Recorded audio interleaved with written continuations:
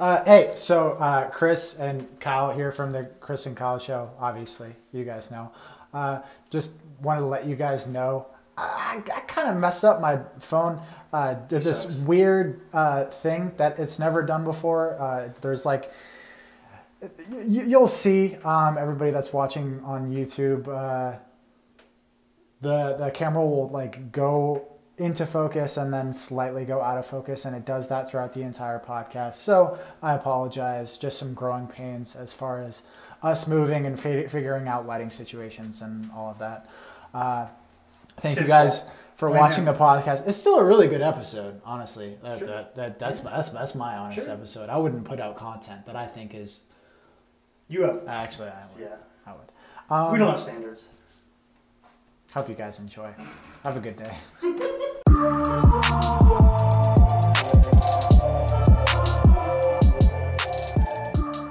We in on another weird wall. Hopefully this will be the. I don't know. We still got our. We got to get our stuff. Yeah. We're in the new place. Now we just got to get our stuff. Yep. And then we'll get James and Audrey back. Waiting on the. Really miss them. Waiting on the movers. The movers. So, hey guys, how's it going? You feeling good? You ready? You ready for this? Yeah, dude. Yeah? I'm feeling good. I've had 2 monsters today. That is overdosed on 2 more monsters than I've had in my entire life. You've never had a monster? You know me. I don't need that shit. I understand that you don't need it, but you've never had a monster before? I've never had an energy drink in my life. It's because you live you live in a way where you would never need an energy drink. Exactly. Not because you physically don't need it. No. It's your lifestyle. I'm always just conserving energy until I absolutely need to use it, and then I just go back to conservation mode. You know what I'm saying? Wait, I'm like a bear. I'm like a bear. What do you mean when you absolutely need to use it? When I have to walk? You fighting crime? You fighting crime at night? Maybe. You a vigilante? Vigilante. I like that. I think that's probably how you say it in French, right? Vigilant. You're the one who's been looking at Duolingo stuff. I don't know. Yeah. Is it Duolingo or Duolingo? Duolingo. Like a band, like a duo. Yeah, Duolingo. Ringo Starr. So we just watched the Super Bowl. I was fucking thrilled. Enough of that. What else did we do this week? I was on the edge of my seat that I didn't have. Yeah, that was lame as shit. It was boring. It's boring. And of course, Patriots won again. They're so good. But seriously. Enough of that. No, you know what? So you think that Tom Brady's the GOAT, right? Of course. Like, is there any contending it? Joe Montana is the only other name I'll accept. You don't think Peyton Manning is acceptable? No. Why Tom not? Brady is the best quarterback of his era, and Peyton Manning is in that era. Peyton Manning is the second best quarterback of that era. What do you think are the arguments? Postseason success, general longevity. Their stats are pretty close. Like, Peyton is probably better in terms of regular season statistics, but just in terms of sustained success, there's no one that's ever done it like Tom Brady.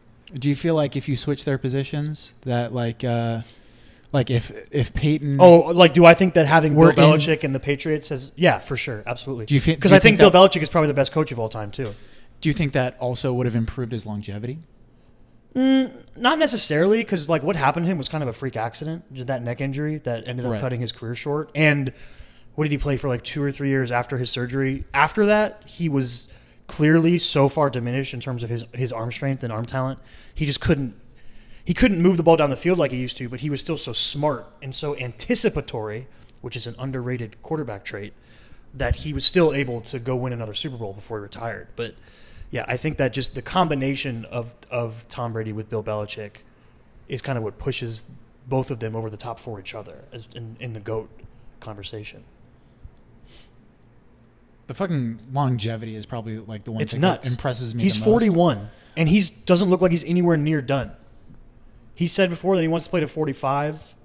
He said a couple years ago he wanted to play till he was 50, but that would be stupid. How old was Vinny Testaverde when he 40? retired? I think he was 41 or 42. And Vinny ain't no Tom Brady. That's true. Vinny ain't no Tom Brady. Vinny spent a big chunk of his career as a backup, which I mean, like anyone can roll out and hold a clipboard all season. You know what I mean? Like go get Kurt Warner. I'm sure he could be a backup. Tom Brady could be a somewhere. backup when he's 60. Yeah, I would take him, dude. I'd take him over Jared Goff tonight. Jared Goff was crap tonight. Ugh. You know, I think he got he got pedestaled a little too soon. Jared Goff? Yeah, Well, I mean, he's young. The team's young. His head coach is going to be around. the team for a is long time. temporary. A lot of those dudes are on 1-year deals. Yeah. I'm interested to see what they do because they did like some crazy nonsense last offseason where they traded for like a bunch of guys and they signed guys to 1-year deals like Ndamukong Suh, and they traded for Brandon Cooks and some other guys, and they traded for Dante Fowler in the middle of the season, and they built a team that was meant to win the Super Bowl this season, and I'm interested to see what they look like next season. Do you think that they'll have the ability of developing something similar to the Patriots as far as, I mean, probably on a smaller scale as far as magnitude and success? Yeah, I don't think anyone will ever do Because the Patriots 9 it's Super unprecedented. Bowls over 16 years or whatever they've done. It's crazy. It's unprecedented how good they are. Yeah. But especially with, I mean, their coach is 33 and their quarterback's 23. Yeah, they have a shot at it. But I would put, depending on when Tom Brady retires, I would put more money on Andy Reid and Pat Mahomes having more success than them two, because I think Pat Mahomes is way better than Jared Goff. right. Like way better. I think Jared Goff was put in this like this young potential elite group, and I don't think he is that. I think he's a step below that. I think he's carried by the system a lot more than people pointed out throughout the year. You know what I do like, though? The dude who calls the Patriots plays, he's going to be the Dolphins coach next year. And based off what I just watched, that's exciting. Yeah. Welcome, Brian Flores. Fins up, baby. As of tomorrow, or today when this drops, Right. he will be being introduced as the Dolphins' next head coach. And, you know, hopefully it goes better than the last, 7 of them. Or Do you guys have like an Orlando Magic situation where you guys have just had a bunch of different head coaches over the span of 7 years? Since 7 years. No, dude, since Bob Greasy left. I mean, Jimmy Johnson was around for a little chunk of time, and we were pretty good with him. I think that was the end of Marino's career. Jimmy Johnson took over. But the only person we've ever won a Super Bowl with is Bob Greasy. Why do I keep saying Bob Greasy? He was the quarterback. I'm being an idiot right now. Don Shula. Jesus, my brain. Yeah, Bob Greasy was the quarterback in the 72 and 73 seasons when we won the Super Bowl. Don Shula. Don Shula Oblongata. Don Shula was our coach for a long time. He's the winningest coach in NFL history, unless Bill Belichick passed him, which if he hasn't, he will. You know, I just kind of expect that to happen. But yeah, fins up, baby. Brian Flores. Fucking Looking forward to it. Yeah, Super Bowl was very meh. Disappointing. Well, you know what though? It's like the universe being like the last 2 Super Bowls were insanely hype, so you need a boring one. Right. The Patriots comeback against the Falcons was nuts, and then last year's Eagles-Patriots game was really good. The law of averages. Yeah, exactly. Not every Super Bowl is a good game. It's just the truth. Yeah. I couldn't believe that stat that it's the first Super Bowl that Tom Brady has won by double digits, or the stat that he's had a game-winning drive in the fourth quarter or overtime of every Super Bowl he's won. Like, those are things that in GOAT discussions, it's just like, you know how you talk about like clutch factor in the NBA? The dude he's insanely as clutch. clutch as you can be. He's as clutch as it gets. Yeah. Sign him up with LeBron's agency, Clutch Sports, because he's clutch.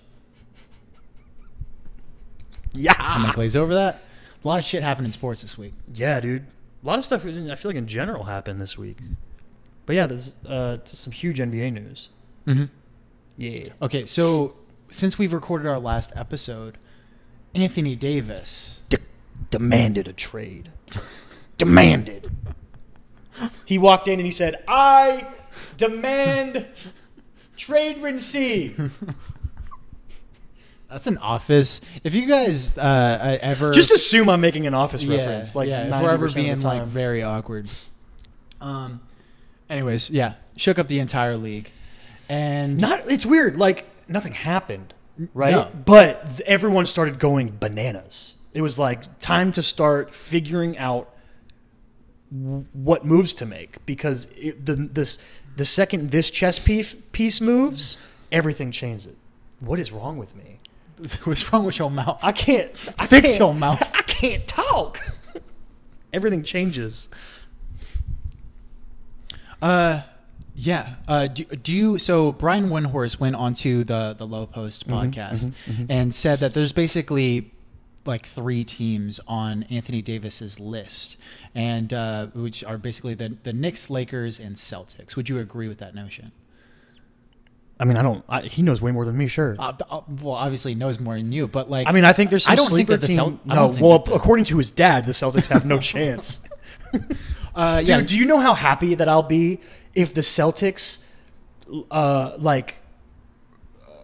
not treating Isaiah Thomas right comes back and bites them in the ass? Yeah, that would be awesome. It's pretty interesting. That's some comeuppance. It's pretty interesting. Like because if Kyrie leaves.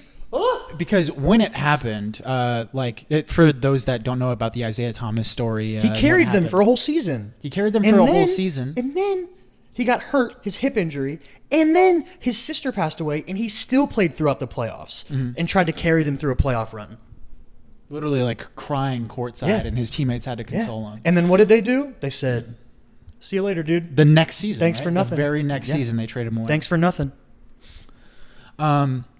Yeah, but when that trade happened initially, my first reaction was like, oh, fuck. Like Cleveland's going to lose Kyrie because obviously LeBron was still in Cleveland at that time. So, I was like, well, it's going to be a lot harder for LeBron moving forward. I was surprised. Wait, you didn't assume LeBron was leaving Cleveland? Huh? Well, he still had another year. Oh, that's right. That was the year before. Okay. Yeah, you're right. He still had another year. You're right. But I was shook up. But I was like, okay, Danny Ainge is he's a master. He's an ultimate everybody, but he's a professional. You know what I mean? So he's not going to let emotions and even camaraderie and loyalty that's built up between him and the team. Which, if that does come back to bite them, it's fascinating. Yeah, it is fascinating. But at first, I looked at it from a position of strength. Anthony Davis has been Danny Ainge's dream target for years. He's been basically the reason that Danny Ainge stocks up all these draft picks and stuff was for the shot to get Anthony Davis one day. Yeah. And if it comes back to bite him that he mistreated Isaiah Thomas, and that's going to be. It's not going to be the whole decision, but if it's a part of the decision-making process, if that's something that pushes the Boston Celtics down the list of places Anthony Davis would want to play, that is some comeuppance, dude. That's fascinating. Well, and all of this talk, so Brian Windhorst on that podcast also brought up multiple times that there's a chance that Kyrie is going to go to the Lakers. And Brian Windhorst is just leave in general, maybe the Knicks somewhere. Brian Windhorst is someone who's been following LeBron his whole life, his entire career. So he has insider information pretty much. Now it's, I would say the most likely that he would stay in Boston, but Kyrie. I don't know, dude. Not after this last week. So Kyrie has come out. His tone has changed a lot. Kyrie has come out and he has said, I don't owe anybody shit. Yep. I'm going to do what's best for me in my career. Exactly. Ask me July 1st, all these things. But whatever apparently happens, him and LeBron have reconnected, and he kind of wants to play with LeBron again. As far as all of the information that's circling, even the stuff that Kyrie is saying, he is always going to be able to change his mind, right? Yeah. But it seems like he kind of has done once, and he has every right to do again. But is that uncertainty of keeping Kyrie going to influence Boston and trying to make a trade over the next week? So those that don't know, the Celtics can't make a trade for Anthony Davis because they have Kyrie. Because of the Rose rule. Yeah. So Derrick Rose. Yeah, the Derrick Rose rule. It's kind of complicated. So the way they it can't. works. Yeah. So they can't trade for Anthony Davis unless Kyrie is included in the deal. Mm-hmm. You're right. Yeah, just making sure your computer's charging. Yeah. Now, if you would have asked me a week, 2 weeks ago, I would have been like, "There's no way that Boston would think about trading Kyrie." Mm-hmm. But is this uncertainty of Kyrie re-signing in Boston going to influence their willingness to trade Kyrie for Anthony Davis before the trade deadline? I mean, I don't know. I feel like even if they tried that, there's a good chance the Pelicans say no. Because actually, that's not true. The thing that would be stopping them from doing that is that they wouldn't know if Anthony Davis is going to stay either. That from the Boston Celtics side. Yeah, like why trade one dude for another dude who's not going to stay? Because New Orleans, especially because you'd have to give up more than Kyrie. The Pelican side would be, we don't know if Kyrie's going to stay. True, he probably wouldn't. Boston, I think, is going to make a play for Anthony Davis regardless of whether they're going to offer something. Well, I'll take that back. If he's not traded until the offseason, they'll be in play. I don't think that they'll do a swap because I think at the end of the day, they're going to be all in to win this year, and that Kyrie's a big part of that. Mm-hmm. And then they'll sort of deal with the next step when it comes, and they'll be prepared either way. They'll have they'll have their contingency plans and different ideas of where things can go, and depending on who leaves and who stays and whatever. But I don't see Anthony Davis ending up there. He's good. I mean, no matter where he ends up next year, even if it is Boston for a season, I think he inevitably is going to be a Laker. Who do you think, other than the Celtics, offer? A majority of people agree that the Celtics can offer the most for. They have so many assets for Anthony Davis. They have a lot of draft picks. They have a good selection of young players. And they are the team that, even if they do give up those assets, will still have a lot left to be a contender. You know who's a sleeper team that's in a similar situation? Who's that? The Nuggets. Yeah, I've been hearing a lot about that lately too. That front court would be fun. Yeah, AD and Jokic, that'd be fun. And the Nuggets could offer a package that like Jamal Murray, Michael Porter Jr. They're Malik Beasley. Yeah, their bench dudes they have a lot of good bench players. Monty Morris, somebody like that. Now, would you, from the Pelican standpoint, would you rather have that, or would you rather have all of the Lakers' young core and one pick? Well, one first round pick. That would be great, the young core, but that's not what they offered. It's not what the Lakers offered them. I've heard that they've had 5 different offers. Well, there was the report that Magic made 5 offers, and then the next day a different report came out that said here was the offer, and it was Lonzo, Kuzma, Michael Beasley, Rondo, and a first round pick. Mm-hmm. What? No, thank you. You're going to say no to that? No, yeah, I'm going to say no to that. Now, you better put Brandon Ingram in there. So like if you want to leave out Zubats or Josh Hart, what is if you're the Pelicans, what are you saying you want from the Lakers? Lonzo, Brandon Ingram, Kyle Kuzma, at least 1 first round pick, probably 2. Because it's come out that the Pelicans have given them a counter offer. Okay. Saying that they want at least 2 first round picks. But they probably also want 3. I've heard conflicting reports about what the Lakers have offered. Mm-hmm. I don't think that they've only given them 1 offer, mm-hmm. Especially as bad as they want AD. And I don't think that I don't know. I don't think that Magic's really pulling any stops here. I don't think he's pulling any punches. I think that he's going to really try to go for AD. I don't know, dude, because his history says the opposite. He's kind of been it's that halfway history in on getting some of these guys, like Paul George. But it's that exact same history that's going to influence him to do something different. Maybe. Right? Or he just sits back and says, you know what, I've got LeBron for the next 3 years, and I've got a talented young core, and I think they can be good enough to play alongside LeBron and take over the West when the Warriors break up inevitably. Because they're, at least next year, I think they'll lose at least Kevin Durant. Yeah. And I think they'll keep Clay. And that's another thing. I think he's going to want to stay involved in the opportunity of chasing someone like Clay or Kawhi in the offseason. Mm-hmm. Or Kyrie. Yeah. Because that's the other thing. He can sit put and just get Kyrie in free agency. Especially if Kyrie wants to come back and play with LeBron again. Mm-hmm. I don't think there's anything wrong with not pulling the trigger and keeping your core together and letting the young guys keep growing. I mean, I think that's true to a certain point, but what if he fucks up 3 years in a row? Is the thing. Mm-hmm. What if he doesn't pull that trigger and he misses on Paul George, which he already has, mm-hmm. and he misses on Kawhi Leonard because Kawhi Leonard goes to the Clippers, mm-hmm. which is probably going to happen. Yeah, there or he'll stay in Toronto probably, or any of the other 28, 29 teams, whatever you want to say, can offer something for Anthony Davis, and Anthony Davis stays in that spot. Yeah, but that's the thing. Like, even if he pulled the trigger and got Anthony Davis, they would be too depleted, I feel like. I mean, like LeBron and AD. A lot of people are saying that. LeBron and AD are great. That's a great combo, but they're not going to pass the Warriors with what's left. I mean, on the roster. Okay, so I'm not. Okay, I'm not going to say definitely not. They could. And, LeBron's on your team. I would say they're not going to pass the Warriors, but I don't think that there's any moves on the table that are going to push them past the Warriors. That's why I'm saying the long game.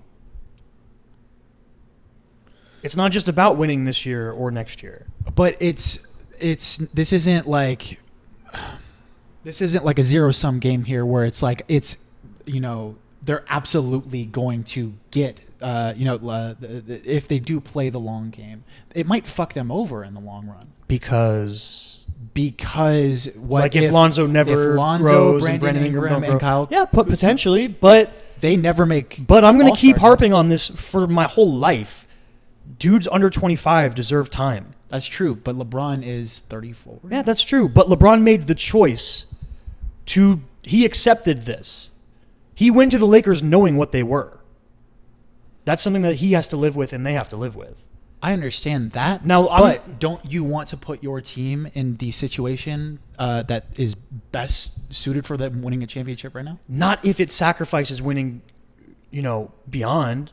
And the thing is, the move for AD not only helps them short term, it helps them long term as well. Because they'll have AD 25. For a long time. Yes, but then you're tied up with LeBron and AD and JaVale McGee and Rondo. I think that if you have LeBron and AD on the same team, they are easily the second team in the West. I don't know, man. I still think the Thunder could beat them. I think that it would be tough. I think that the West is like there's a bunch of killers out there, but if you put LeBron and AD on the same team, it's disgusting. That's two top 5 players. It's disgusting. Not going to bet against them unless it's the Warriors. Yeah, I don't know. I think it would depend on what's left on the team. But this is all around a hypothetical. Something actually did happen. Yeah, it's crazy how that hypothetical thing triggered something that actually happened. I wouldn't say like triggered, but that happened, right? And all of this talk and conversation started, and all of this hype and hoopla and shit, right? And then there was like one nugget of little information that came out, and like 12 hours later, it was less than that. It was like 4 hours, I think. It was literally like Kristaps Porzingis says that he wants to leave the Knicks. 4 hours later, Kristaps Porzingis traded to the Mavericks. Yeah. Boom. What do you think about the trade? Give me that Euro squad. That's fun, dude. Did you see that the Mavericks are now targeting Vucevic in the offseason? Oh, really? They're going to be the Euro squad, dude. That's fun. Every European player. They got to get Goran Dragic. They got to get Milos Teodosic to come off the bench. Kristaps and Vuce, dude. And Luka. I've been hearing about fucking Dragic, dude. Yeah, dude. That they might pursue Dragic. Go for it. Yeah, it's super fun. What do you want to give us? We'll take Luka. Yeah, I'm sure they'll do that, dude. and a first round pick. Luka and a 1. I think that there's I already thought that the narrative of having Luka on the Mavericks with Dirk in, potentially is last year. You mean his heir apparent? Dirk's heir? But, having Dirk Nowitzki, who is arguably the greatest international player of all time. No, right? He is. He is. Yeah. Right? And you have Luka, who is... Maybe the next one? Yeah, probably the next one, right? He's a prodigy. That was already nuts. Cool. And now they make this trade for Kristaps. I just think it's a really cool narrative. It's fun. Do you know anything about this like qualifying offer stuff and like the contracts? I don't really understand. I don't understand it. I know that Kristaps is going to be a restricted free agent, and I know that means they're not letting him go anywhere. I agree. I don't think that they can match any offer. Even if Porzingis doesn't play, right? No, he's not going to play apparently the rest of the season, right? Because of his ACL tear last year. So I think if he doesn't play for the rest of the season, he's around that culture. This was clearly a move that we know that we're probably even if we do make the 8th seed or whatever, we're not going to go far in the playoffs this year. We're gearing up for the next 10 years. Do you think that they're going to try to win for the rest of the year? Because I think they're a worse team now. I don't think that while you are fielding Luka Doncic and Dirk Nowitzki that you can tank. But effectively. It could not necessarily be tanking, but like they're not as successful. They're a worse team right now. Yeah, sure. They're like I said, they're a worse team right now, giving up DeAndre Jordan. I mean, he was their starting center. Who else? Wesley Matthews was a starter. Wesley Matthews. JJ Barea is out. DSJ. Yeah, and JJ Barea is out. Oh, really? I didn't know that. Yeah, he's been out. They lost like 6 or 7 games in a row after he got hurt. Oh, wow. Yeah. Yeah, now, they're a worse team right now. Their pick conveys to the Hawks if it is top 5. Mm-hmm. Because of the Luka Trae Young swap. So, okay, no. If it is above top 5, right? If it's in the top 5, they keep it. If it's in the top 5, they keep it. Which I don't think they can get down there, but there's out of the. I mean, there's the ping pong balls can bounce anyway, but that's true. I think it would be pretty crazy. It'd be nuts if they got a top 5 pick. And is there another Euro boy out there they could draft? Who's what's the dude from France's name? The dude from France. Isn't there a dude named like Damalu or something? Or is he not from? Oh, Hamadou Diallo. Is that? I don't think that he's French. I don't know. I feel like I thought there was a French guy. I don't know. But no, like a shot at like a Cam Reddish or somebody like that around 5. Never know. You never know. Because do you feel like this moves Luka to the point kind of permanently? I think that depends on the development of Jalen Brunson. They do like him. That's true. If they feel that like he can develop into a starting point guard, then maybe he'll move into the starting lineup. Yeah. But I think that Luka is your best backcourt player, your backcourt playmaker. I think it's a fun trade. They should have just like been like, Knicks, give us one of those 1 million point guards you have, because they got Tim Hardaway Jr. and they got who was the other guy they got in the draft in the swap? It was Kristaps, Tim Hardaway Jr. and Courtney Lee. Courtney Lee will come off the bench. Tim Hardaway will probably start next to Luka at the Tim at the 2, Luka at the 1, which that's a fun backcourt. Mm-hmm. I'm just gonna say something about the Knicks. I can't wait until they only land Kevin Durant and no one else, and this was just a waste of clearing space. So, what do you think about that? Seeing Kevin Durant on potentially a team that only has him and Kevin Knox. Kevin Knox and let's say a number 1 pick. The number 1 pick, so they get Zion. I mean, since KD's there, they might make the playoffs. Maybe it's the East, so it's easier. True, but it's going to be stinky. KD's going to go from the basketball mecca to the opposite of that. There's something I really like about that. Well, you like the narrative of KD kind of doing the opposite of what he did. I think it's a legacy saver. I think that if he doesn't win, it doesn't mean anything. If he wins, he just went and wasted away. I still think it means something, even if he goes to the Knicks. Absolutely. I think that, if I don't know. I think a lot of people will see it as just fame chasing. Okay. Let's say he doesn't win, right? Let's say that he takes the Knicks to the playoffs. It's just him, and let's say they don't get the number 1 pick. Just Kevin Knox. Let's say they draft DSJ, Cam Reddish, right? Mm-hmm. And there's all of these organizational issues. This is the Knicks. They're the antithesis. They're one of the worst run franchises in all of sports. They're the antithesis of the Warriors, right? Yeah. So let's say that Kevin Durant fucking drags this team to an 8th seed and fucking somehow gets them into Game 7 of a second round against playoffs. the Celtics or something. You don't find that narrative intriguing? No, dude, because Melo did the same thing. Melo dragged them into the playoffs too. That's still intriguing to me. I think that's still intriguing in what sense? I don't know what you mean. Okay, so what's the Pacers do last year? What did the Pacers do last year? Made the playoffs. They made the playoffs, right? And it was very unexpected. Yeah, but Victor Oladipo isn't Kevin Durant. I understand that he's not Kevin Durant, but I still think that if you don't win a championship, you can have an intriguing narrative. Oh yeah, for sure. I'm always preaching that shit. But But the what I'm talking about is the back blow of trading away a dude like Kristaps. Even though he said he wants to leave, like you don't have to do that. You have him in restricted free agency. I'm not backing up what the Knicks are doing. I think that they are like, you know what, we're gonna fucking like take huge swings, and I don't think that it's going to work out for them. Me neither. If I had to put my money on it, I don't think that it's going to work out for them. Look, I will vote against the Knicks' success until James Dolan sells the team. It's a good bet. Get him out. Yeah. And if I had to say anything, I would say that they're the only free agent, at least elite free agent that they're going to acquire, or could they have a shot at acquiring is KD. Is KD. And even that isn't guaranteed. KD could go anywhere he wants. KD could go back to OKC somehow. Mm-hmm. That'd be nuts. That's a narrative I'd be into. You kidding me? That'd be crazy. Come home, Kevin.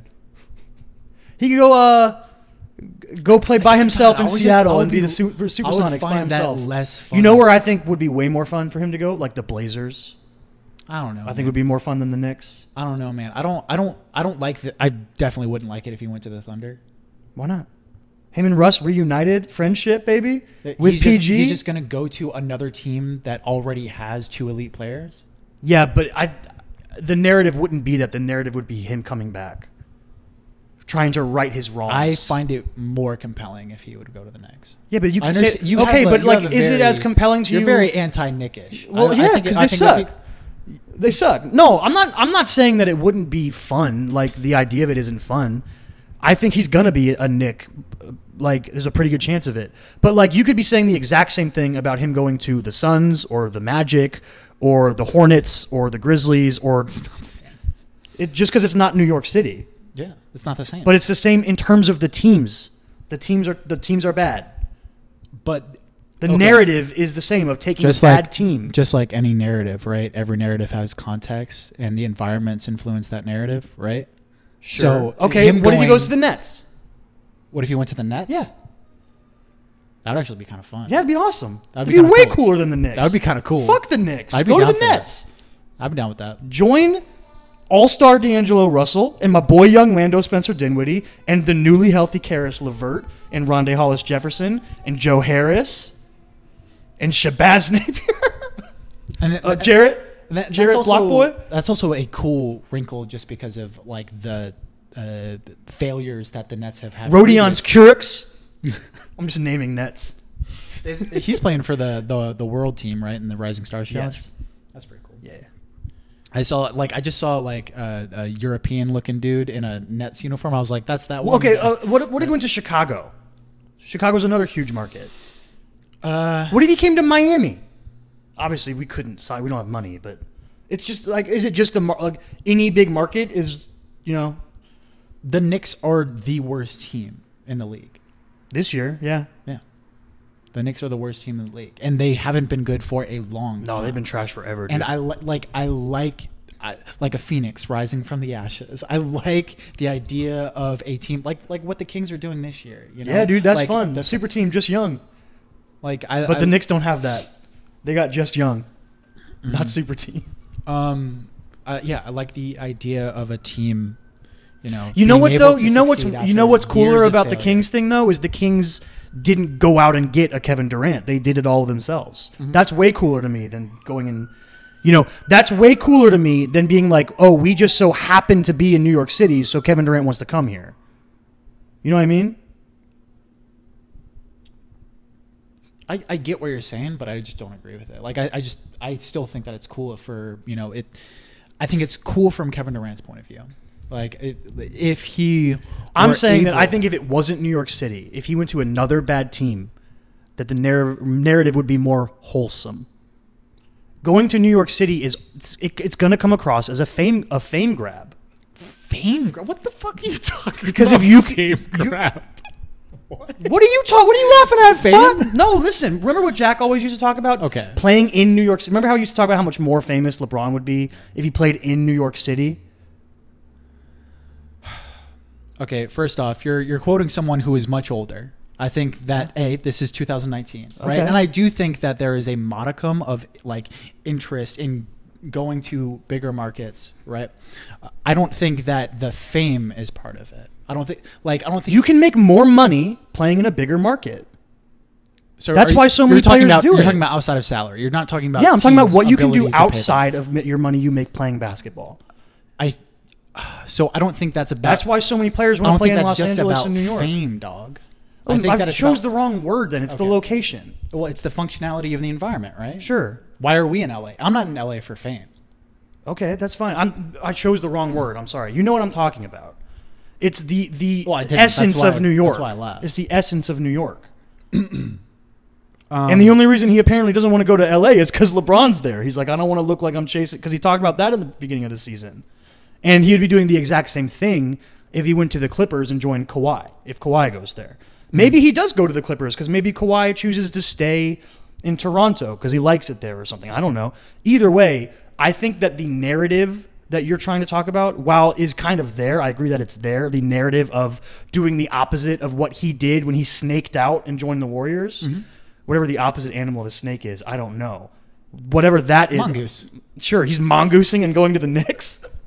I don't think the Knicks are the only killing place. His inner snake. I think that narrative exists with several teams, and it's not just a Knicks thing. I think that there's going to be a sort of thing over Kevin Durant, and I'm not saying I feel this way. I'm saying that the way Kevin Durant is perceived, and I think will continue to be perceived, will be through the lens of, first he snaked out, and now he's going to a huge market kind of thing. Okay, so you don't think that there's no redemption in that? No, I think there could be. Go to New York. I think there could be. But it's the Knicks, so I don't expect it.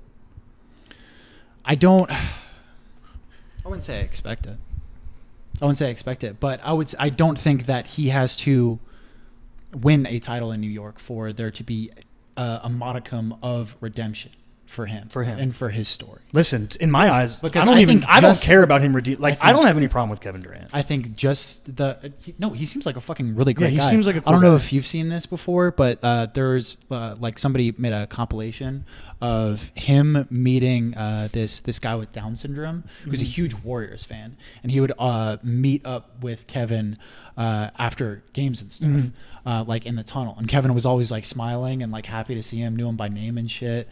And like would hug him and stuff. Like, he seems like a good guy. KD, like there's some like petty things about KD, and it's funny. Like the Twitter accounts, shit and like how he's sometimes mean to media members. It's funny. I don't care about that, and I honestly could care less. Like I think it's a bummer he left the Thunder and that he broke up the Russ KD brotherhood thing. But at the same time, I just don't. It doesn't really bother me. Where do you want KD to go? I don't care. Go anywhere he wants. But I want it. Like I think the NBA is better when Kevin Durant is on a team that's going to be contending for titles. So you just like don't have a preference as far as your own enjoyment, unless he came to the Heat, and then I'd be super excited. Yeah, I think the most fun thing would be if he went to a team where they could be title contenders. Teams that could make the conference finals, on either conference. I don't care which. It's just more fun that way because then the best, when your top 5 players are all on teams that can be there in the end, if LeBron is on the Lakers and Giannis is on the Bucks and if Kawhi is on the Clippers and Kevin Durant is on, X team that could make a finals push kind of thing. And if Anthony Davis is probably on the Lakers by then too. So 2 of your top 5 players are on the Lakers.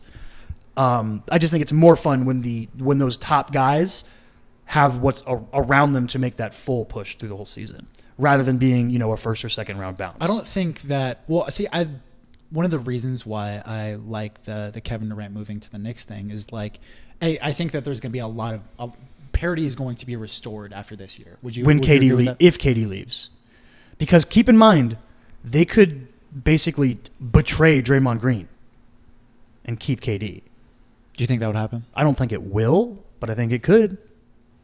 Because guess what's not going to change the landscape of the league? Draymond going somewhere.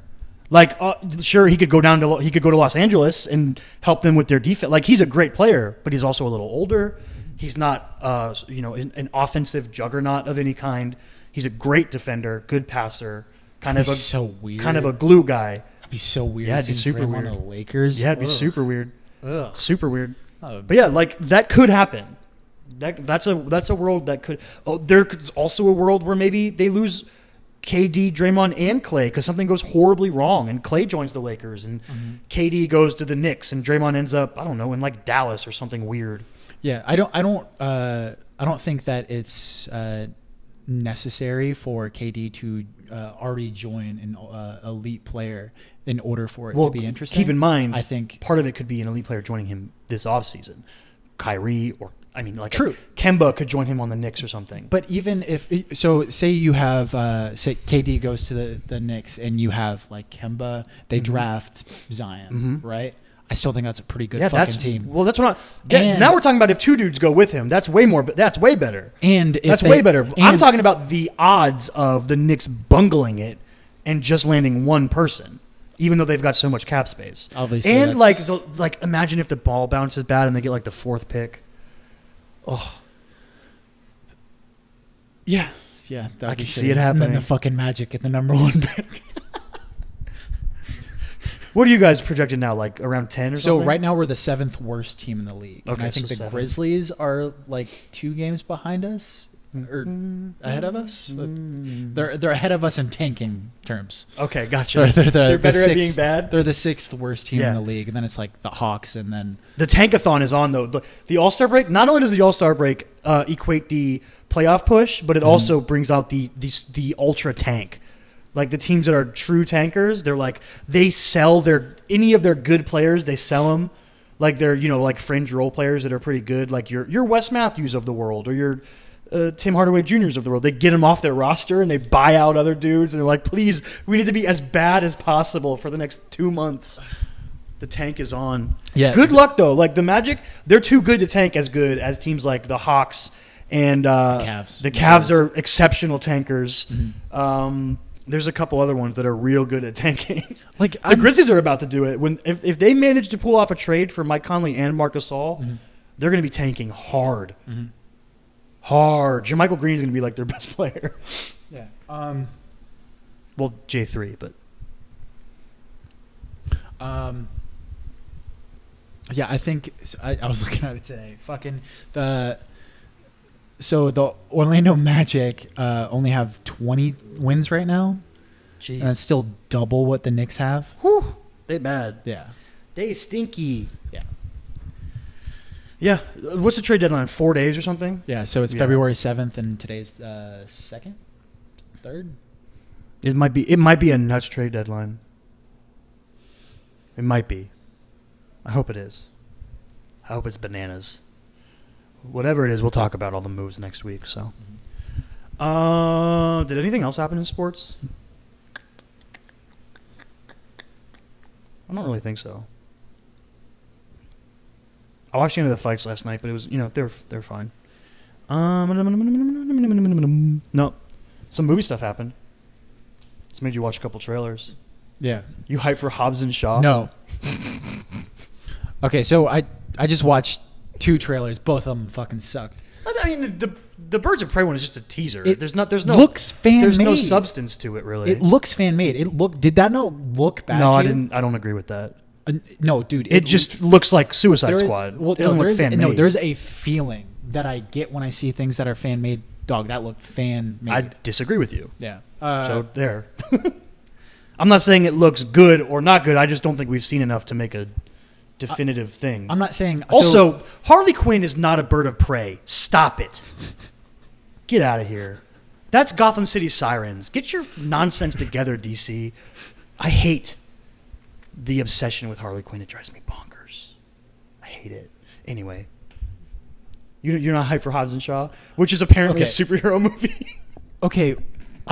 So I've been seeing posters and shit for Hobbs and Shaw for like a week now. Yeah, right? yeah. They've been pushing it pretty hard on this Instagram, past week, yeah. right? And I follow The Rock on Instagram, so obviously I see this kind of shit, right?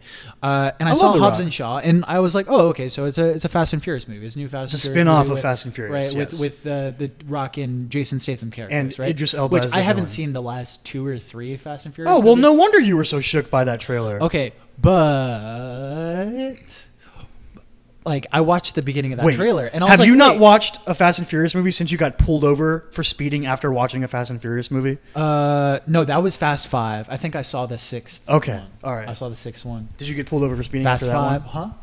No, Oh, I okay. did not. I did not. You learned to control yourself. No. You like I can't be driving after I see a fast. You gotta get a bit like at least 12 hours. Let it get out of your system.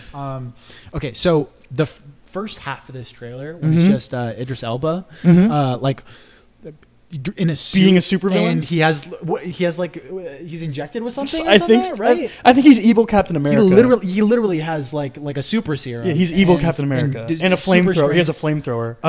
And I was like, oh, okay, this isn't a Fast and Furious movie. Yeah, That's it what is. I thought. No, it is. That's what I thought. It and then it is. said Fast and Furious Presents, and I was like, oh. How long has it been since you've seen the first Fast and Furious movie, dude? Have you ever seen it? I don't know. Maybe when I was a kid. I don't remember.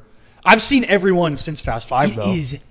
No, dude. These movies started as car racing movies. It is insane nuts. how different they have become, and it's like Fast 5 started it, I think. The turn from we are a movie about drag racing cars and like Paul Walker was like an undercover cop and like, family.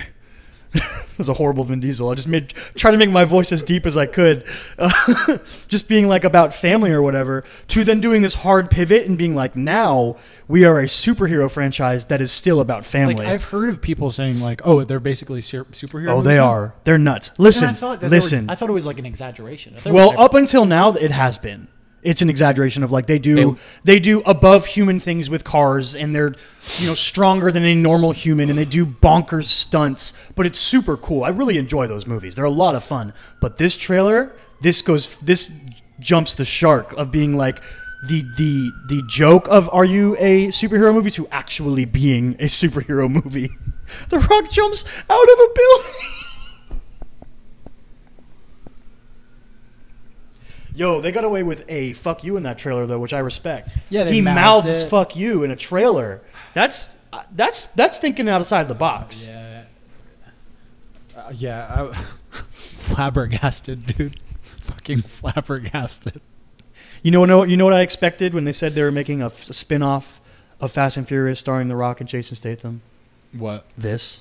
Yeah, Yeah, dude, because The Rock's entrance to the franchise is when things became over the top. So I think the last movie that I saw, it like had like a end clip or whatever with Jason Statham, like introducing because he came back as the villain in the next movie. Yeah, and then they end up like for some reason him and The Rock have to like become friends or something. I don't remember. Yeah.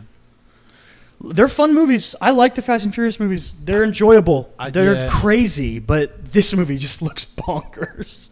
I'll probably see it, like unless it's like comes out and people are like, "This is the worst movie ever." I get 3 free movies a week to AMC with the Stubbs thing. Why not? So why not? Why not? I went and saw Spider-Verse again today. That's true. Yeah. But that Birds of Prey trailer. Birds of Prey. Jeez, I am just broken tonight. Bird Box of Prey. Bird Box of Prey. The Birds of Prey trailer. I actually went through and looked at an album of all the stills of the costumes and stuff. I don't know. It's just one of those things. Like that trailer doesn't do anything to sway me. It's like the stages of like, here is a comic book influenced movie, and I'm like, I'm interested.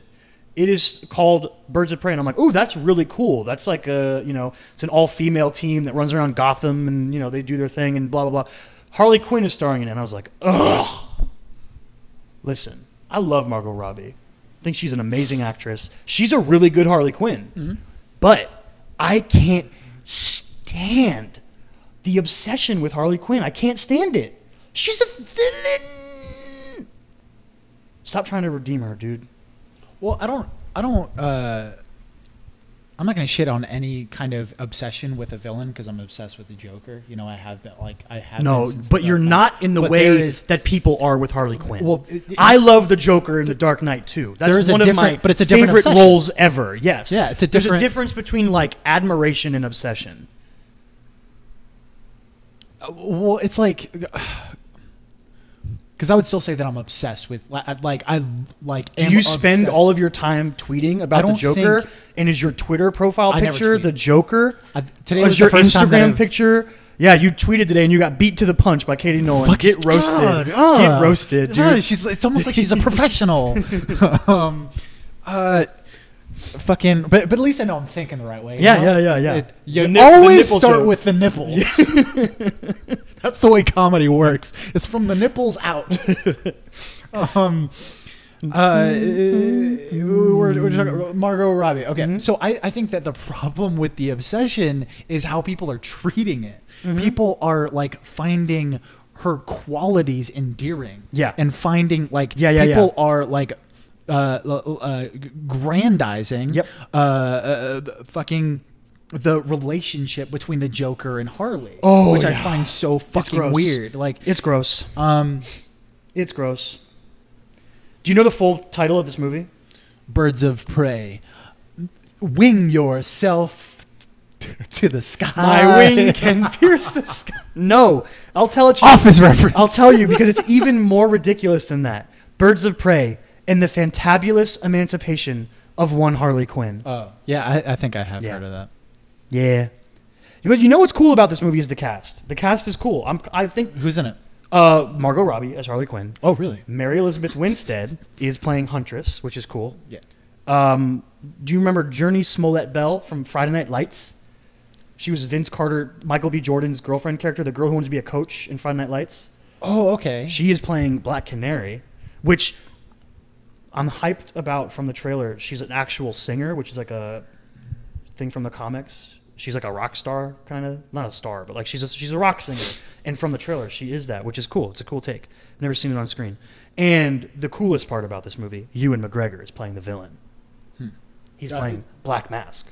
Black Mask? Yes. I don't know shit about Birds of Prey. I'll just say that right now. Yeah, that's cool. But yeah, I think the cast is cool. I don't remember who's making it or anything. It's not David Ayer. David Ayer is also not doing the Suicide Squad Which sequel. could be a good thing. It's hit or miss, right? Because like Fury exists. You know what I'm saying? Yeah, I haven't seen... Bro, Fury is great. Yeah. I really like Fury. Did he also make End of Watch? Same guy, right? Yes. Her name is Kathy Yan, the director. But he also of this made movie. like Harsh Times, where Christian Bale plays a Hispanic dude. And he made like Bright, which is like some people's favorite movie ever, and then other people's least favorite movie ever, and is like actually like just like if this is bad and this is good, it's like over here somewhere, you know? Yeah. Yeah, it's weird, but it's like I know you can do it. I've seen it. I've seen Fury. I know you can do it. I haven't seen End of Watch, but I really want to. I haven't seen that. That's one of those movies that just it escaped me somehow, and I've never been able to find it.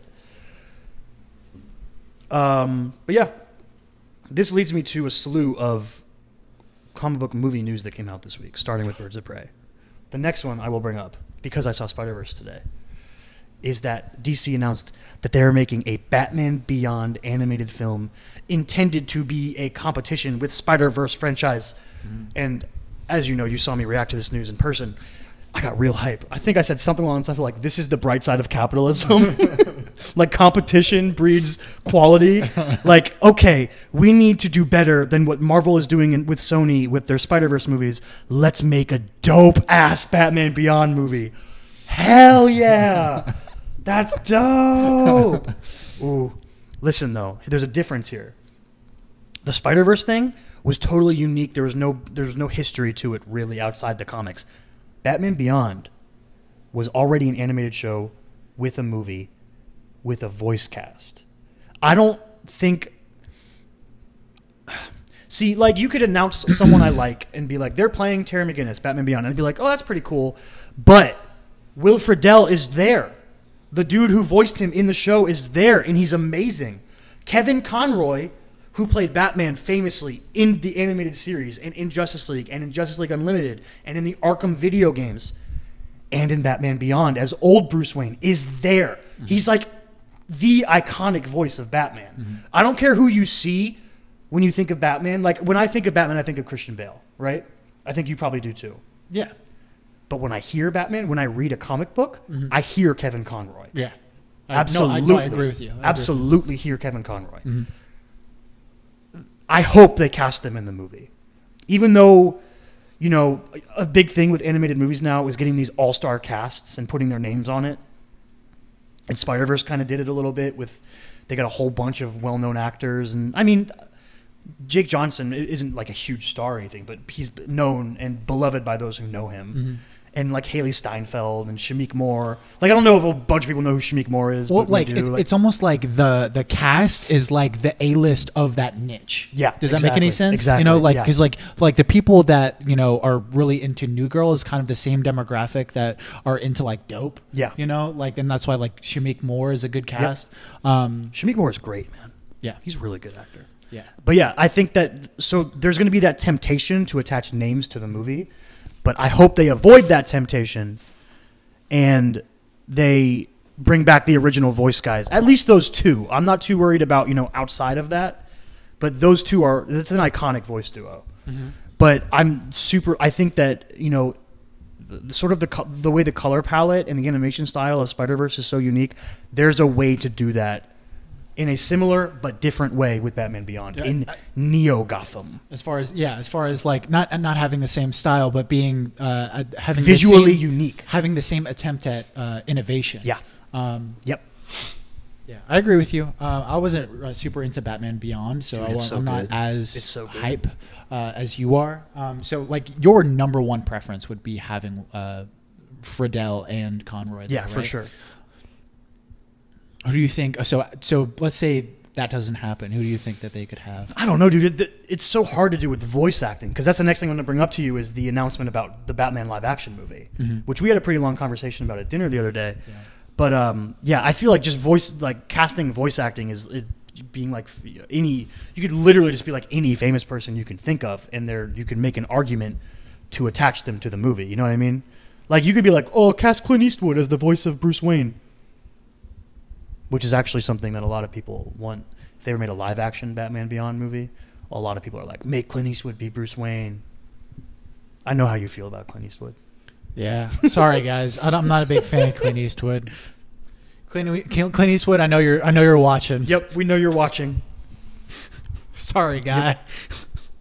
Yep. He's a big fan, dude. He reaches out, lets me know how it's going. Yeah? No, not at all. Oh, damn. I bought into that. I think it's his son, Scott. Big star. The Hottie? Yeah. Scottie the Hottie. Episode title.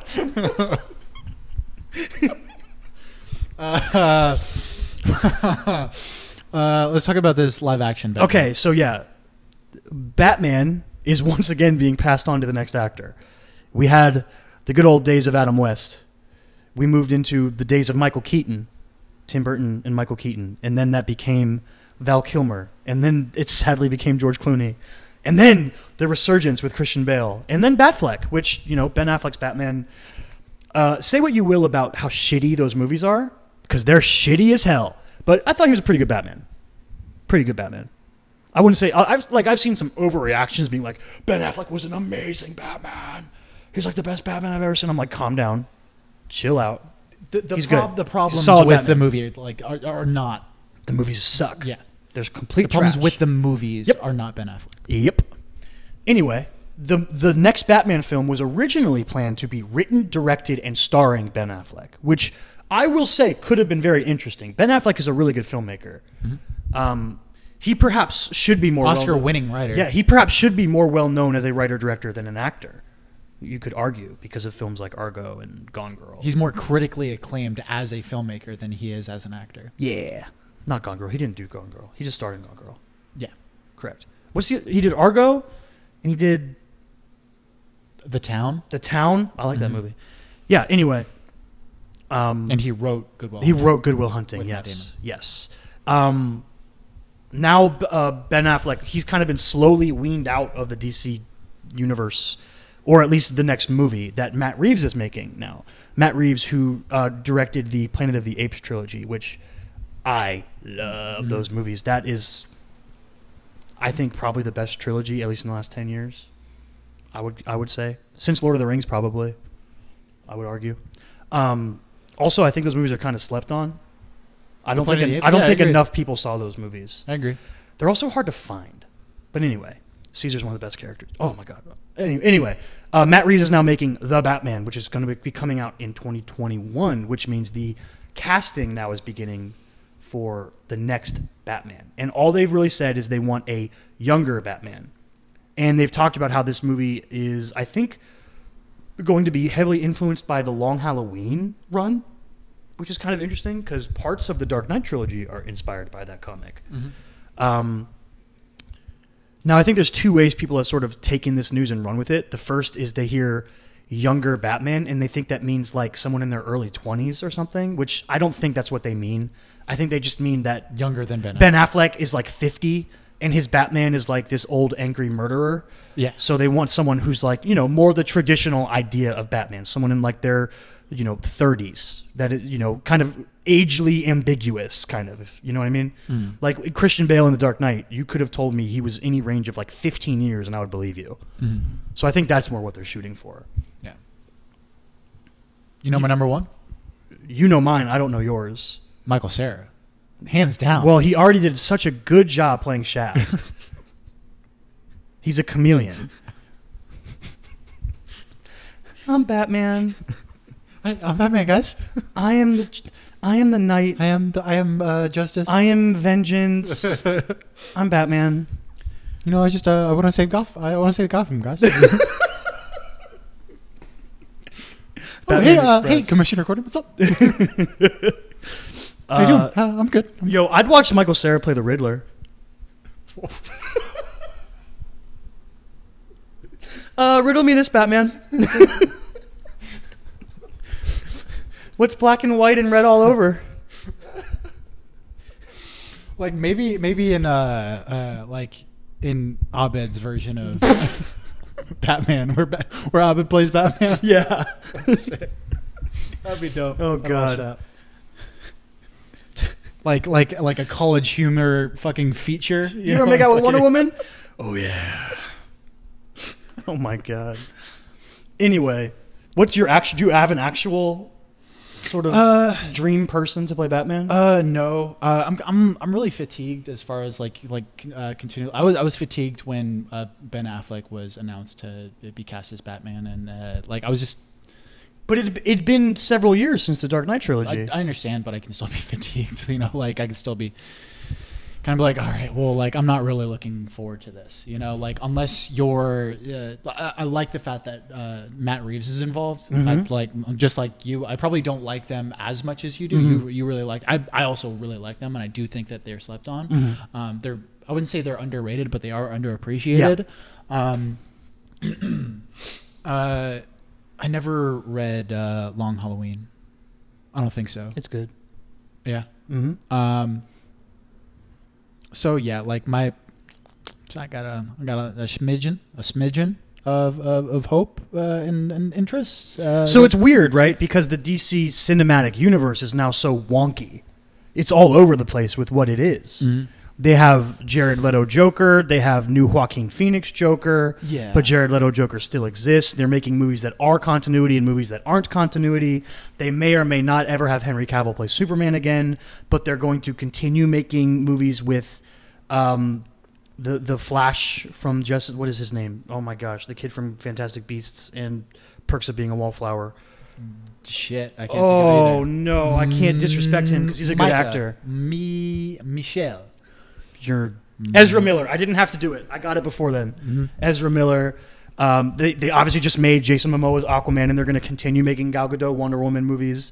It's weird how sort of disjointed. Yeah, the DC universe has become, and they kind of seem to just have accepted it and been like, we're just going to make movies. They may or may not have anything to do with each other. Who cares? Are you okay with the disjointedness of it if it bears like the fruit of like really cool? So here's the thing. If the Joker starring Joaquin Phoenix is great, and then if Matt Reeves' Batman is great, I think the way it is I'll be happy that those movies exist and that there's really good movies. But I don't think it will be as fun as it would be if they had a connected universe that is really well designed and well kept the way the MCU is. Yeah. I think that is just a step beyond just making really good movies. And maybe in the MCU you never make a movie as good as The Dark Knight, right? Maybe the limitations of the MCU and having to connect yourself to the rest of the universe takes away a little bit of your creative freedom, and you can't make that level of a superhero movie. And I'm not saying that's true, but it's an argument. Maybe you can't do that, but the when you see it all come together, like when the new spot came out for the Avengers Infinity War during the Super Bowl, and it's just the level of just I can't think of the word. I don't know. Just the way it feels to have the buildup of so much connected, and it just feels so satisfying. Mm-hmm. And I think that not being around in the DC universe is kind of a bummer. Plus, when are they ever going to get to my niche and make like a Teen Titans movie or a Nightwing movie? Please. Please. They're going hard on Dick Grayson and Nightwing on their television side, though, because he's basically the lead of Titans, which I watched and really enjoyed. The ending was weird because they cut the last episode of the season, and they're going to air the finale as the first episode of the second season, which is super weird. And apparently they've had to do weird things with their release schedules on DC Universe to basically keep subscribers, because they didn't want people to do what I was planning on doing and just sign up for the free trial, watch everything, and then cancel. So they release things weekly, like 3 episodes at a time. And one of the weird things it is, they did this weird thing with the finale of Titans. So season 1 doesn't really end. It's just like a cliffhanger with no real resolution to anything. But apparently it's going to be resolved in the first episode or 2 of the second season, and then they'll have their new plotline or whatever. But I enjoyed the season. And obviously he's also the lead of Young Justice, which is another one of their flagship shows on that streaming service. So like they're huge into that niche on their television side, which is interesting. Whereas on the film side, they don't really touch it. It's kind of weird. I don't know why that is. Yeah. It's kind of strange, like how they like leave. Well, it seems like they're leaving certain areas that would be very beloved. Mm-hmm. The Teen Titans are beloved, and like it, what they were able to do with Spider-Verse, you know, like able to take that chance, take that leap of faith, and be take a chance. Well, we're gonna let Phil Lord and Chris Miller, like we're gonna let them take the reins, because they said we're not gonna do a Spider-Man movie, an animated Spider-Man movie, unless it's about Miles Morales. Yeah, and this was after they left the Flash to do this movie, which is crazy. Yeah, it's just like it seems like a tremendous leap of faith, to be like, okay, we're gonna do, because the general public doesn't know Miles. Everyone knows Peter Parker, right. And I think, talking about fatigue, I think there's a little bit of fatigue for the Peter Parker, especially the no one wants to see Uncle Ben die again. Yeah, just like no one wants to see the pearls fall in the alley when Batman's parents get killed. Yeah, that's the fatigue, right? Yeah. There's so many stories to tell with these characters. There's literally 100 years worth of storytelling that's been done, that you don't need to keep rehashing the same things just because you have new actors. Especially when it's in the like the collective unconscious. Exactly, and that's why I think in the MCU they completely avoided it with Spider-Man. They were like, no, we're just going to jump right in. Yeah, Peter is around and he exists, and I think that was a great decision. Yeah. But yeah. You don't have any. My dream Batman is Jake Gyllenhaal. I agree. We've talked about it. I think it's pretty good. Like, I had to give you like a pitch on it a little bit, because I think a lot of people hear that and they're like, Jake Gyllenhaal, what? Hear me out, dude. You need 3 things to be Batman, right? You need to be Bruce Wayne.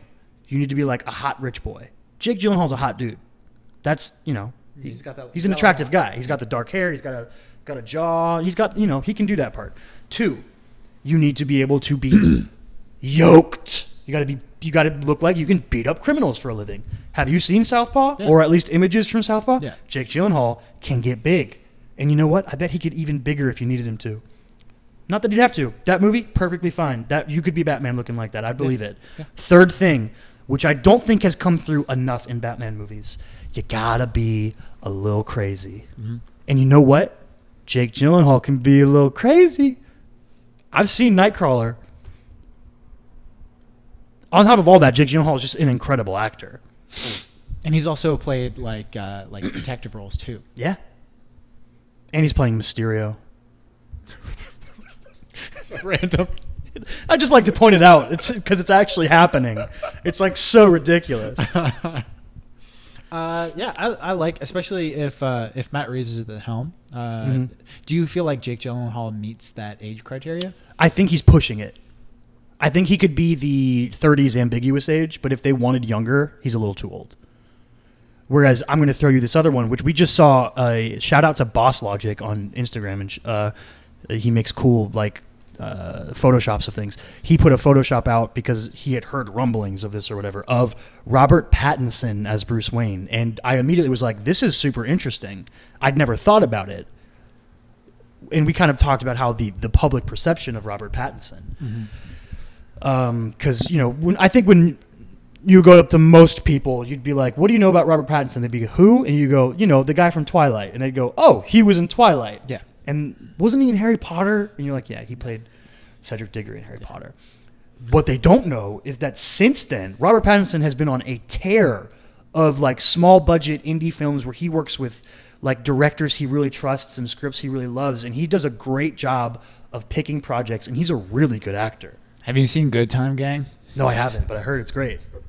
And the trailer for his new movie looks wild. High Life looks weird.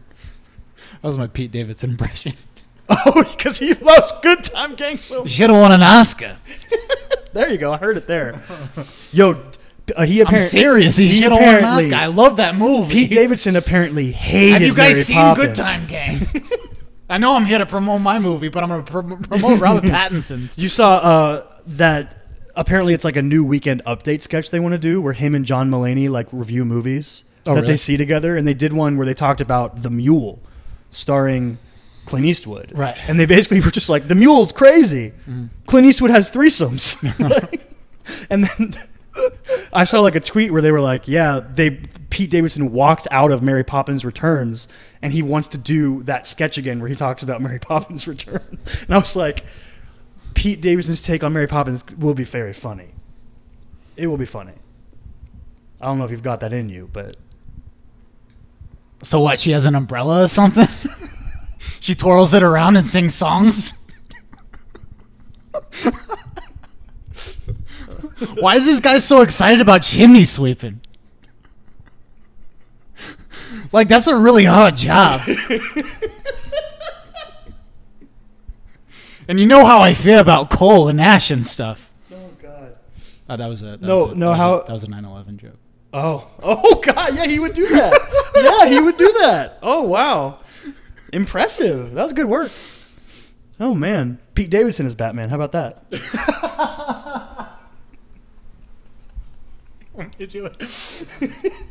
I'm just looking over Gotham, I'm just trying to do my best and, save this city from all this scum that's down there. But, like, how do you feel about Robin, Pete Davidson, Batman? Definite homo. But Pete Davidson, Batman, there's nothing wrong with that. But not in, like, an overt kind of way, There's nothing wrong with that, not though, like Pete in, like, an Davidson, Batman. overt kind of way. I think there's certain times when I'm putting on my utility belt, and I could tell he's looking a little too long. Pete Davidson, Batman, he's a child. Huh? He's a child. That's fine. He can still be gay. Gay little boys exist. But there's nothing wrong with that, Pete Davidson. You're coming Batman. off kind of homophobic here.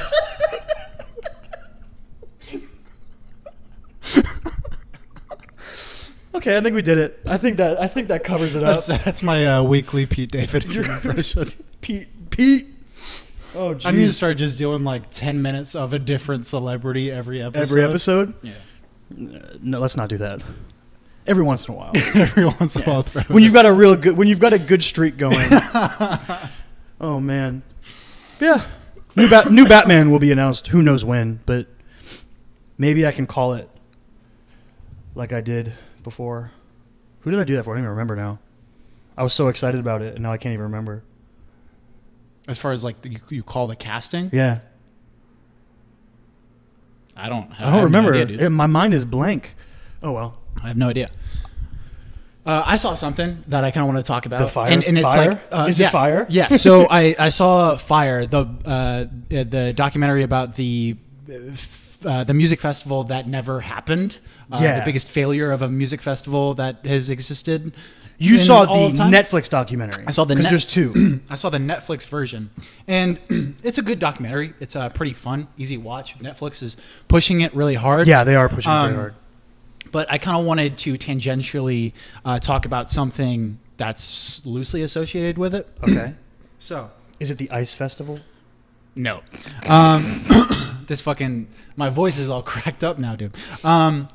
So the people that were involved with putting together the documentary was an association called Jerry Media.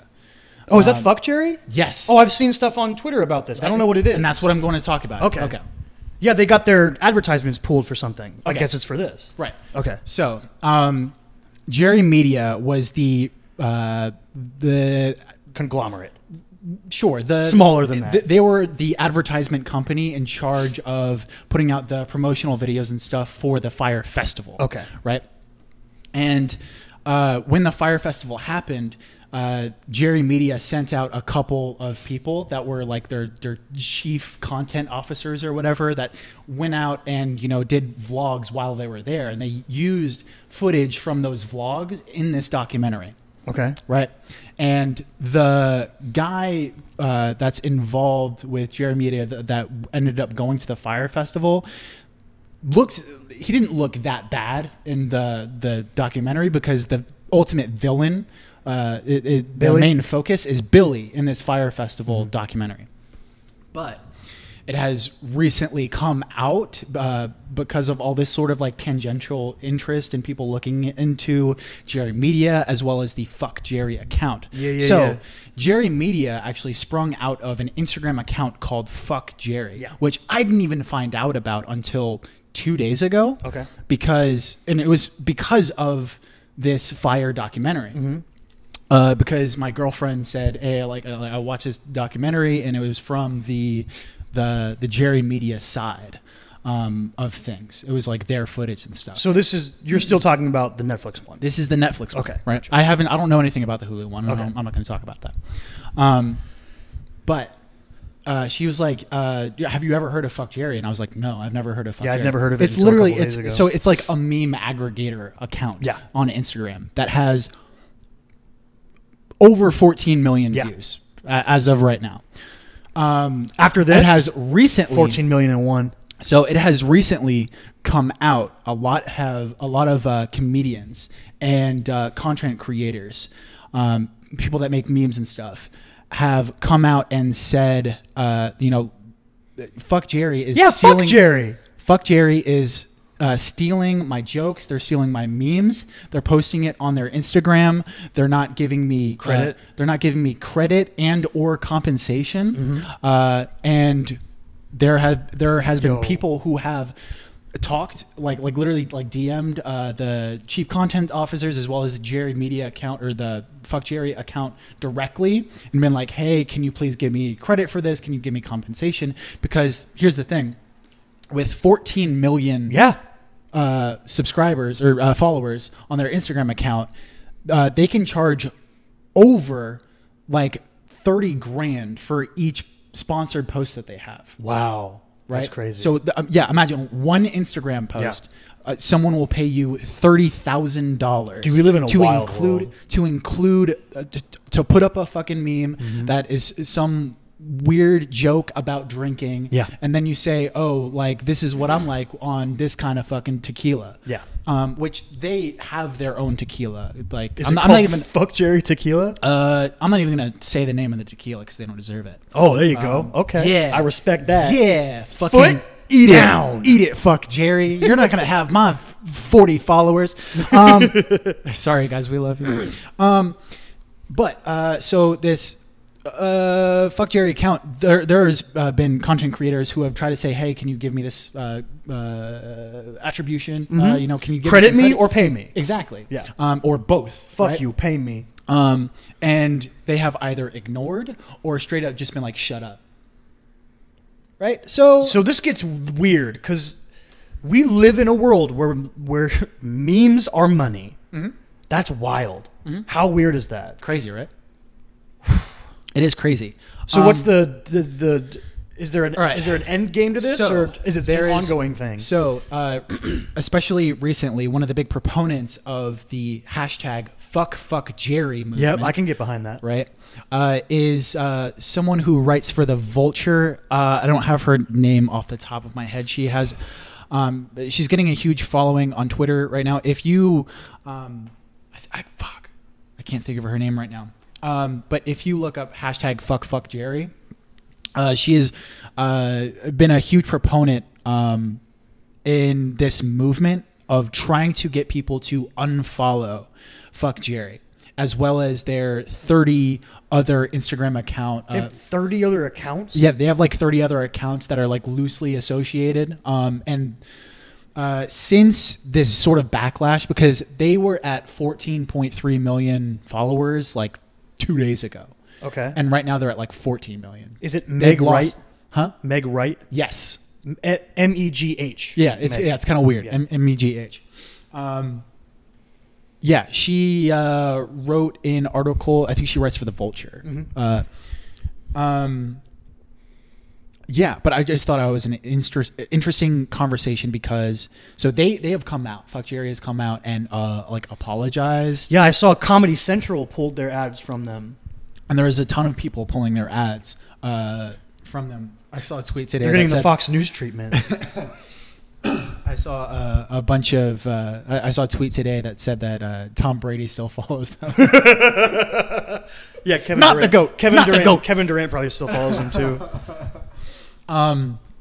But they have come out and said, when we first started this account, we didn't think that there was any problem with it. We didn't realize that what we were doing was wrong. We removed all of the content that we weren't giving credit for, or couldn't give credit for.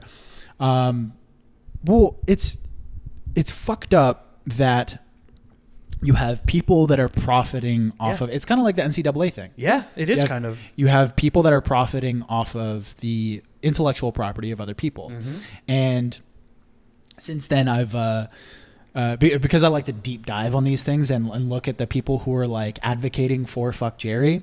There's people that are trying to DM this Meg Wright person.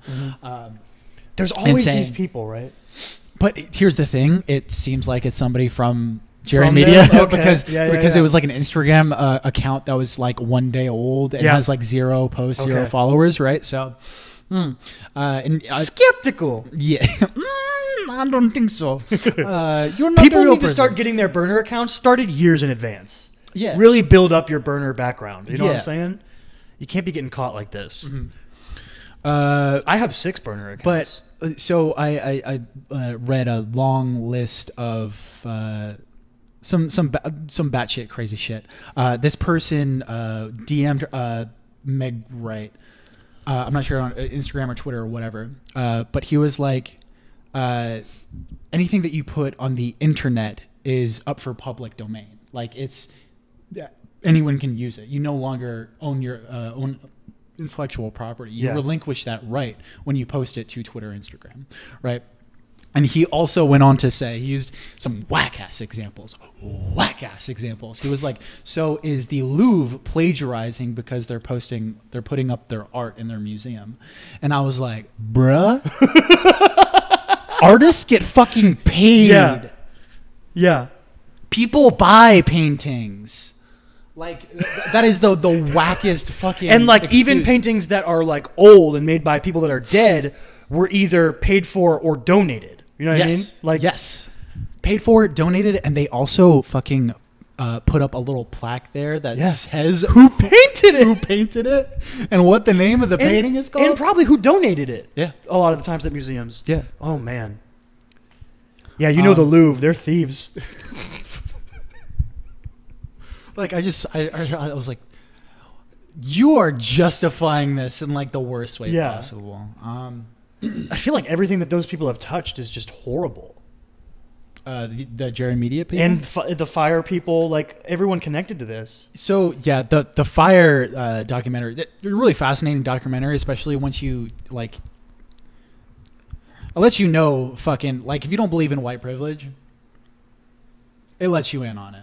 Lets you in on the fact that this guy literally crippled the Bohemian economy, fucked over people of millions of dollars, and what does he get? 6 years in prison. That one dude probably gave counts of fraud, fucking money laundering, and only 6 years of prison. 6 years of prison. And that one dude probably gave a reluctant blowjob. He said he didn't, but he probably did. He would do anything to get the fire festival. Do you think anybody doesn't know about that meme?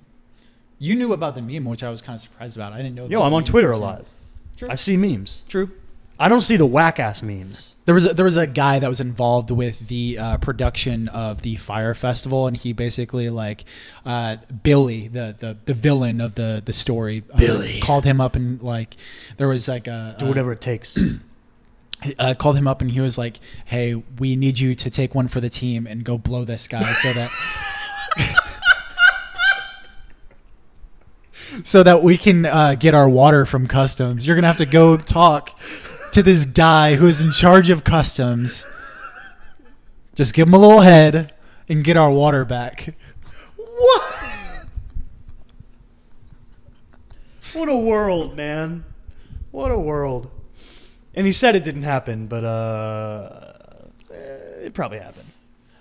Well, it was like, yeah, so like I went down there with the intention of doing it. I was like, I'm gonna He do was it. ready, dude. I'm He gonna was do it. committed. I was like, He was down for the cause. I'm gonna take one for the team. Like I've been in this career for 20 years, and this is what my life has come to. And then he was like, and then we just kind of talked it out. He was a really nice guy, and I'm like, Skeptical. I don't know about that, dog. I don't know about that. So the moral of the story is, if you follow Fuck Jerry, don't do it anymore. Yeah, I mean, I would They strongly suck. suggest don't follow Fuck Jerry. There's guys that have come out, Mike Birbiglia, John Mulaney, Patton Oswalt, who have been huge proponents of the Fuck Jerry movement. They're pieces of shit, and Get them out. Ooh. You want to do shout-outs? Or you got anything else? yeah, you do a shout out first. No, because you know yours, right? Huh? Because last week you were like, I've got two. And I'm one not is sure if I'll specific like and it, one's though. vague. And then you were like, pick one, and I'll do the other one next week. I mean, I can go if you need me to. Nah, I'm ready. I'll go. We already mentioned it on the podcast. So We are therefore adherent to it. Is that how you... I don't know if I used that right. I don't know. Oh, the thing you're shouting out, we've already mentioned. Yes. Oh. Yeah. Duolingo. I was going to bring up. There you go. Yeah, so I was going to bring this up last week, but I forgot what I did last week. Mm-hmm. But Duolingo, if you guys haven't heard of it, if you have any plans on trying to learn a language, this is a good tool to use it. I'm planning on trying to learn French. You're planning on trying? So I'm gonna Boom learn roast. French. Boom roasted. I'm gonna learn French. I'm gonna learn French over the next 4 years. It's Okay. it's one of like the 5 disciplines that I'm gonna be like really pushing myself to learn over the next 5 years. Is that is 4 years a timetable for a reason? Is that a specific number? Well, I'm just gonna be in college for the next. Oh, 4 okay, years. gotcha. And to me, it's like a good period of time. Plus, I'm gonna be like 30, you know. And if Oh, stop! and if I'm 30, hopefully I know French by then. You are old man. That's not an Office reference. That's Silicon Valley. Yeah. Dude, stop that. Because, like, you're 4 years away from being 30, and in, like, a week, I'll be 4 years away from being 30. Stop. Mm-hmm. Stop. There was a Friends episode. I'm watching a lot of Friends recently. Which isn't doing me any good on the... No, the because one of your learning French 5 Friends. things is to become a Friends expert. You're well on your way. I wish I could get, like, money for that. That would be pretty There's dope. probably people that do. Like a Friends consultant? Yeah. Like, you know, what episode did Joey pull off this nonsense? Although- And you're like, I know the answer. Although fucking like having like the knowledge of like sitcom tropes and shit like that does help out with writing. Yeah, for sure. And being like, Absolutely. oh fuck, you know, they did that in Friends. Oh Yeah. fuck, they did that in South Park. Yeah, whatever. yeah. I know South Park's not a sitcom, but Duolingo. Duolingo is a free service. There's also a premium version. All of the features are available for the free version. It's not like oh well, like you have to stop There's no learning unless you pay. microtransactions? Yeah, there's nothing. It's not. They don't seem like money hungry fucks like fuck Jerry. But Duolingo, they have French. I know they have Spanish. They got Klingon? They got Irish. They have That's not what I asked you. Portuguese. Gobbledygook? Pig Latin. I'll have to look into the gobbledygook. Pig Latin. If they do have that, then I'll Ig probably pay learn that. Attenlay. Yeah. I'm way uint flay. Duolingo. Duolingo. You know mine? Yeah. Do my shout out. My shout out is a Netflix show, animated show called The Dragon Prince. I don't know if you've seen this or know what it is. No. The Dragon Prince is an animated show made by a couple of the writers from Avatar: The Last Airbender and The Legend of Korra. Aaron Ahaz, Justin Richmond are the credited creators that came over from Avatar show. It is a fantasy show, animated. It's kind of controversial. It's kind of a weird word to use because of the animation style. Mm-hmm. So they do them... Divisive. There you go. That's way better. Very divisive because of the animation style, because they do the frame rate low. It's not fluid like you see most things. It's kind of, it can be choppy at points. It was something that when the trailer dropped, a lot of people were like, I'll never watch this. I hate the frame rate thing. And I saw it and I was like, this looks beautiful to me. I think the art is gorgeous in this show. The animation style I think is really interesting. And the frame rate thing never really bothered me. And after you watch for like 10 minutes, I don't even notice it anymore. But in the animation world, it's one thing that a lot of people look down on, right? It's dropping that frame rate because it's seen as like a kind of cutting corners. Yeah, exactly. And a way to kind of save money. Mm-hmm. Which, I mean, do I think the show would be better with a full-on frame rate? Probably. Yeah. But it hasn't taken away from my experience with the show. And I think that the story's a lot of fun. The characters are a lot of fun. The world is super interesting. And they've only touched the surface of world building in that show, which kind of harkens back to the Avatar thing. I mean, I know you never got very far into Avatar, but you never really got past the first season when it really starts kicking up and becoming really great. Yeah. It's just a little too childish for me. Yeah, season 1 is it's like any cartoon that, especially ones that air on like Nickelodeon and stuff just like that, they're gonna have that to them. But, maybe it would have to. Maybe if I push through, if you got to the second season, I would enjoy it more. Avatar is so good. I would highly emphasize getting through Avatar. But my shout out is The Dragon Prince. So the reason I'm shouting it out now is because on the 15th, season 2 comes out. So I'm really excited for the second season. It's also another really palatable Netflix show. It's only 9 episodes in the first season, 30-minute episodes. Oh yeah, super quick. Just super easy. Like, I love how much of their stuff you can literally just like watch it in a day. It's great. So that's my shout out. The Dragon Prince. So the Dragon Prince, Duolingo.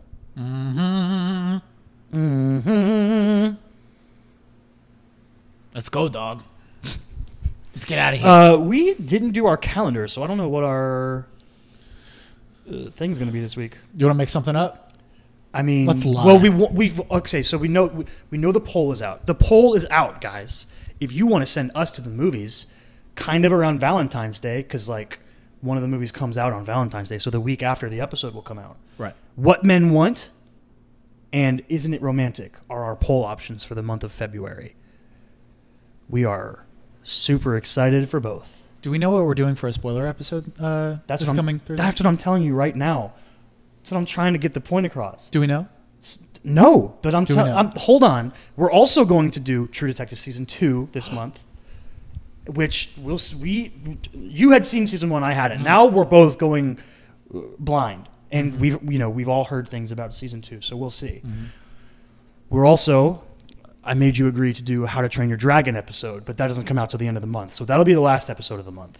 Okay. So we do True Detective either this week or next week, and we do another movie either this week or next week. Do that next week. Let's fucking come up with our spoiler episode right now. Do you want to do Velvet Buzzsaw? I was thinking about doing like an Oscar movie. So what have you already seen? An Oscar movie that we haven't seen yet? Wreck-It Ralph 2. No. I was thinking about Wait a minute. You said we can't do that though. Why? You said if something's on a poll and loses, then we can't do a spoiler episode on it. Yep. Otherwise, I'd be super down. I'll never be able to see it. No, we can see it. We just can't do a spoiler episode. Never be able to see it. We are forbidden. Those are the rules. We are forbidden from seeing films that lose the poll. Those are the rules. Oh my gosh. That's not good. I mean, for audio listeners, I'm winking. I'd be super down for Wreck-It Ralph 2 because I still really want to see it. No, we could do Velvet Buzzsaw. Why not? It's a darling of Buster Scruggs is still out there. We haven't seen Buster Scruggs yet, and that is also up for an Oscar. Yeah, let's do Buster Scruggs. I've heard good things. Bust them Scruggs, dog. Let's bust some Scruggs with Buster Scruggs. I feel like bust them scrubs is something that like Marshawn Lynch would say. Yeah. Yo, that was the best commercial of the Super Bowl. What? The one with all the football players, retired and current, running around that room. Yeah, it was Really fun. It was fun. Plus, like, Ninja was in it. Why would, yeah. Yo, why? Ninja's on the come up, making them Twitch streamers like in the He's like huge. not just like big in like the internet world, but like what's the word? Common people, like anyone, mainstream. Yeah. He's being like a video game streamer mainstream, which is cool. Yeah. Are you a fan of Ninja? I've literally never watched him do Yeah, anything. neither have I know he has colorful hair. I know that he And I know he has a wife. Is good at. I didn't even know that. There was like kind of a weird thing where he was like, Well, Ninjet. he had like a weird controversy where he didn't want to play video games on streams with women because of the backlash he would get from people being like, basically like shipping them. They'd be like, oh my God, he's having sex with whoever, or Ninja wants to date whoever. And he's like, no, dude, I have a wife who I love and I don't want this in my life. So there was like this weird controversy where women were like, Ninja's like punking out and being like, I'm just going to cut women out of the streaming life. And so women were mad about that. But at the same time, like he was like, I don't want this like harassment thing where people are bothering me and my wife with this weird shit. You might know more than me, but like, what is like the general consensus amongst the gaming community for like Ninja? Like, do people respect him? I have no idea. No idea. Oh, No. oh. I mean, people like him, obviously. He has a bajillion people watching play video games. True, but is he like the Kardashian of the fucking? I don't think so. You know, like I don't think so. Is he only beloved by the Fortnite fans? I think he's pretty well liked. But I won't stake my reputation on that. But I think he's pretty well liked. But I don't know. Anyway, find us on social media, The Chris and Kyle Show. Find us on Facebook. Find us on Instagram. Find us on YouTube. Find us on all your favorite podcasting platforms and like, rate, share, and review the show. Find the show at tcaks pod on Twitter. Hit the poll up on Twitter or on Facebook. Find him, chrismichaelstott.com for his website. Check out his scripts. Chris Michael Stott on Instagram and apparently once every 6 months on Twitter. Yeah. Find me, DavinWill25 on Twitter and Instagram. I think that's it. We'll see you for Bustin' Scrubs with Buster Scruggs later this week. It has been decided. Vote that poll. We out. Stay weird.